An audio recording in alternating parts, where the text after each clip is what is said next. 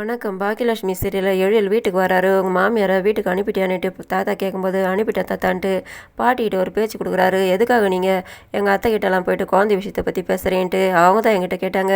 உங்கள்கிட்ட வந்துட்டு கலகம் வச்சுட்டாங்களான்னு கேட்டுட்டு, நீ குழந்தை பெற்று கொடுக்குறோம், நான் இப்படி தான்டா பேசிகிட்டு இருப்பேன். இந்த வீட்டுக்கு ஓ மூலமாக ஒரு குழந்தை வரணும்னு சொல்லும்போது, அது எப்போ வேணுமே நாங்கள் பெற்றுக்குறோன்ட்டு. அப்போ தாத்தா குறுக்கு வந்து சொல்கிறாரு, ஆமாம் சொல்கிறது நம்மளோட கடமை, சொல்லிட்டோம், அவங்க எப்போ பெற்றுக்கிறாங்க அப்போ பெற்றுக்கிட்ட விடுன்ட்டு சொல்கிறாரு.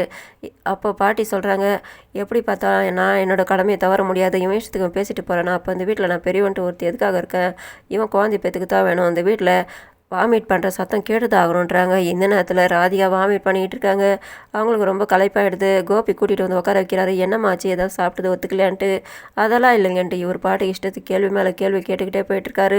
மத்தியானம் நீ சாப்பிட்டு தான் நானும் சாப்பிட்டேன், அப்படி அந்த எனக்கு ஒன்றும் ஆகலை, உனக்கு மட்டும் எப்படி ஆச்சு, அப்போ சாப்பாடெல்லாம் மற்றவங்களாம் டெலிவரி பண்ணுமே, அவங்களுக்குலாம் ஏதாவது ஒன்று ஆயிருந்தாக்கா அவங்க ஃபோன் பண்ணியிருந்திருப்பாங்க, அவங்களுக்கு எதுவும் ஆகலை எனக்கும் எதுவும் ஆகலை, ஆனால் உனக்கு மட்டும் எப்படி ஆச்சுன்ட்டு அவர் கேள்வி மேலே கேள்வி கேட்குறாரு. இவங்களுக்கு ரொம்ப களைப்பாகுதே தவிர எங்களுக்கு பதில் சொல்ல முடியல.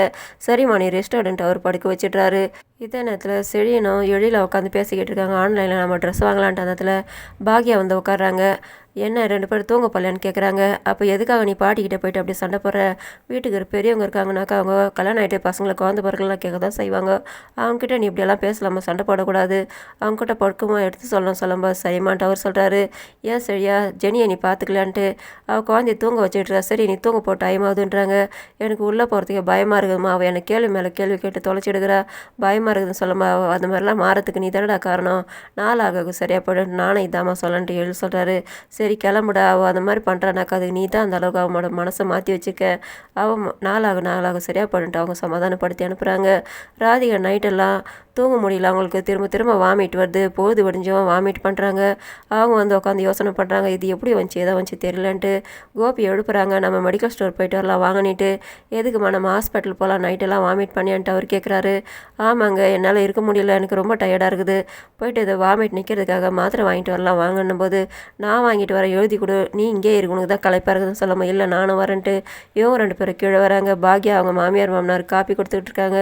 இவங்க வந்து தான் கேட்குறாங்க, பாட்டி எங்கடா இவ்வளோ காலையிலங்காட்டி கிளம்பிட்டீங்க வாக்கிங்கான்னுட்டு. இல்லைம்மா இவளுக்கு நைட்டெல்லாம் நேற்றெல்லாம் உடம்பு சரியில்லை, வாமிட் பண்ணிட்டு இருந்தா, அதனால தாம்மா மெடிக்கல் ஸ்டோர் போயிட்டு வரேன்ட்டு. என்னாச்சுன்ட்டு தாத்தா கேட்குறாரு. அவளுக்கு உடம்பு சரியில்லை வாமிட் பண்ணிட்டு இருந்தான்ட்டு. அதை கேட்டதும் ராதிகா ஷாக் ஆகுறாங்க. பாக்யா ஒரு மாதிரி பார்க்குறாங்க. இவர் ஒன்று ஒன்றா சொல்லிடுறாரு, இங்கேருந்தா அவர் சொல்லிட்டே இருப்பாருன்ட்டு வாங்க போகலான்ட்டு அவளை விட்டுட்டு போயிட்டு நீ மட்டும் வாங்கிட்டு வரதான்டா சொல்லும்போது, நானும் அப்படி தான் சொன்னேன். சரி ஹாஸ்பிட்டலுக்கு அதை கூட்டிகிட்டு போடும்போது, இல்லை அதெல்லாம் வேணாம், மாத்திரை வாங்கிட்டு வந்து சாப்பிட்டா சரியாக போடுன்ட்டு, அது ஒன்றும் சரியாகலைனாக்கா நாங்கள் வேணால் டாக்டர்கிட்ட போகிறோன்ட்டு ராதிகா அவசரமாக கோபியை கூட்டிகிட்டு கிளம்பிடுறாங்க. அவளுக்கு உடம்பு சரியில்லாத கூட நம்ம பேச்சை கேட்குறல பாருன்ட்டு பாட்டி புலம்புறாங்க.